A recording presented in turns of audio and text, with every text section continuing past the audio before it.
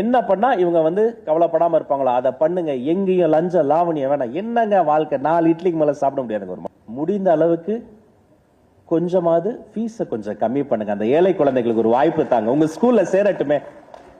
அரசு பள்ளியில படிக்கிற பிள்ளைகள் எங்களுடைய பிள்ளைகள், பிரைவேட் ஸ்கூல்ல படிக்கிற பிள்ளைகளும் எங்களுடைய பிள்ளைகள் தான், எங்க வீட்டு பிள்ளைகள் தான். அந்த ஒரு அவங்க கொஞ்சம் மிடில் கிளாஸ்ல அங்க கொஞ்சம் வராங்கன்னா கொஞ்சம் அவர்களுக்காக அதை கன்சிடர் பண்ணுங்க. இது அமைச்சர்கள் உங்க சகோதரர் நான் கேட்கிறேன், பண்ணுவீங்களா?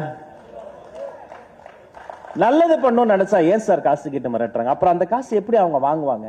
அது கடைசியில குழந்தையின் தலையில தானே போய் விடும். அந்த கண்ணீரை துடைக்க முடியாதா நான் காத்திருந்தேன். நான் நெஞ்சம் நிறைந்து சொல்கிறேன், இனி ரெனவலுக்காகவும் என்ஓசிக்காகவும் யாருக்காகவும் எதுக்காகவும் 1 ரூபா நீங்க தர வேண்டாம்.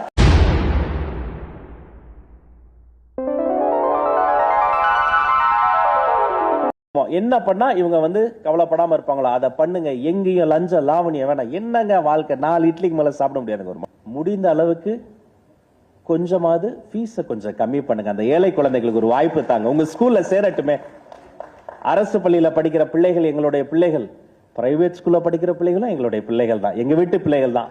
அந்த ஒரு அவங்க கொஞ்சம் மிடில் கிளாஸ்ல அங்க கொஞ்சம் வராங்கன்னா கொஞ்சம் அவர்களுக்காக அதை கன்சிடர் பண்ணுங்க. இது அமைச்சர்கள் உங்க சகோதரர் நான் கேட்கிறேன், பண்ணுவீங்களா?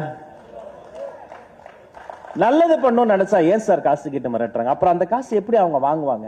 அது கடைசியில குழந்தையின் தலையில தானே போய் விடும்.